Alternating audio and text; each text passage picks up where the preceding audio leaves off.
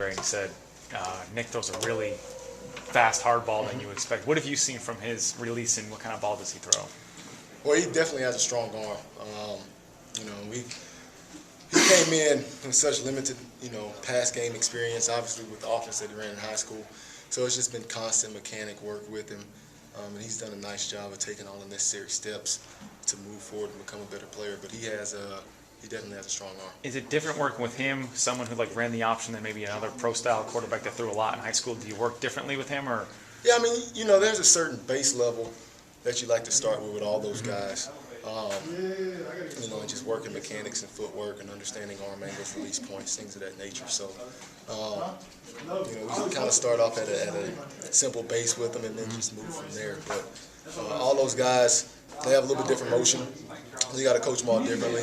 But once they understand what we need them to do and how to get it done, then it's usually a pretty smooth transition. Where's Elijah right now physically? He looked like he was slowly getting back in at the start of camp. Is he getting close to 100%? Yeah, he's getting there. It hasn't even been a full year. He had a pretty significant knee injury.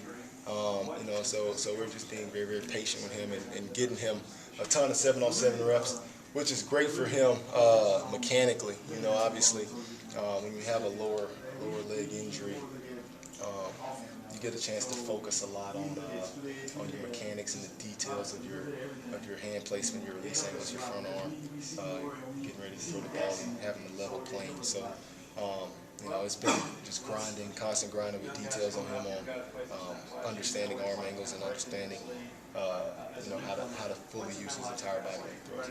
What are the challenges of working with 5 quarterbacks every day in practice? Well, it has its pros and cons, just like anything else. Obviously, getting 5 guys reps is tough. But at the same time, it seems to be a good governor on not letting those guys' arms get overworked. So it's a nice balance. We get the necessary work we need to get, to become better players, and the ultimate goal is to get guys ready to play a football game. So, we split up the reps to get the guys where we feel that they need to be in order to put them on the field. Has Nick carried over the fact that number 2 in spring, has it kind of carried that confidence here into the fall? Yeah, he's done a nice job. He's gotten a ton of reps over the 2 years that he's been here, and he continues to improve. He still has a ways to go, but I really like his improvement so far and his attention to detail and willingness to become a better player. How is Nick Tiano kind of progressing over this first week or so? Well, he's done a good job. He's extremely intelligent, so picking up the stuff for him, the terminology has been very impressive for a freshman, for a true freshman especially. He's done a nice job. He's as talented as anybody we have here. So, he has a chance to have a really nice career. He just has to keep coming along. And I roomed him with Dak just so he can see, how a big time guy operates and just try to pick up as much as he can from the older guys. And when he gets his reps, he's got to make the most of them. It's probably not official, but the talk about Damian possibly redshirting this year, how is he handling the kind of dual nature of this season? Yeah, I mean, our main focus is getting everybody ready to play. Who knows what's going to happen? That obviously will be a decision that Coach Mullen will make.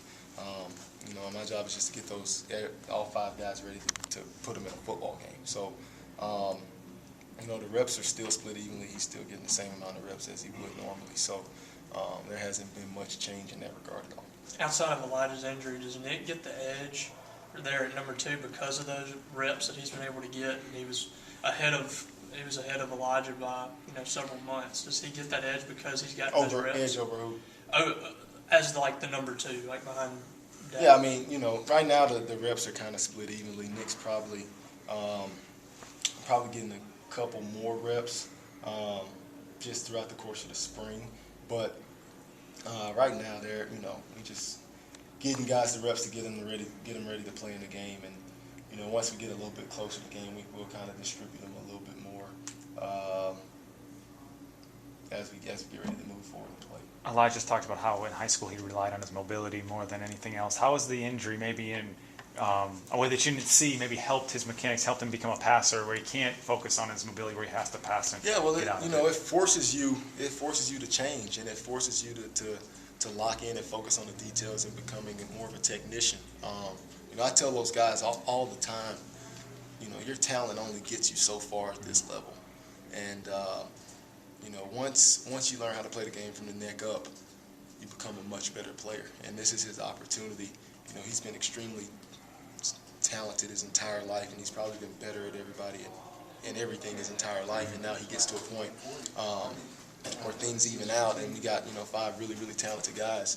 How you get your edge, that challenge is now mental, and it's great. I think it's great for his maturity, and great for him moving forward to become a better player. Last year, you guys were one of the faster paced offenses in the SEC. Having so many familiar faces back, to kind of allow you to keep that same pace this year? Yeah, you know, I think we'll have the ability to kind of do both. You know, and obviously we have an experienced quarterback, so we can put a lot on him, and just understanding game tempo, game situations, the natural flow of a game, and you know, it just kind of gives us some flexibility to kind of manipulate defenses with our tempo.